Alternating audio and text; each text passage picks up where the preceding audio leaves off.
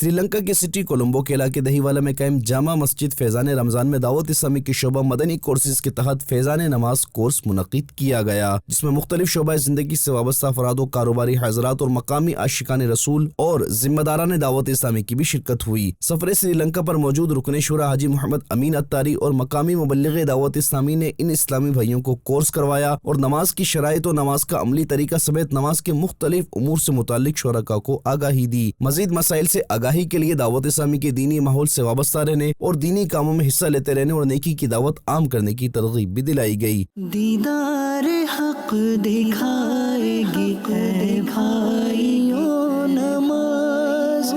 دیدار حق دکھائے گی اے بھائیوں نماز، جنت تمہیں دلائے گی اے بھائیوں نماز، جنت تمہیں دلائے گی اے بھائیوں نماز،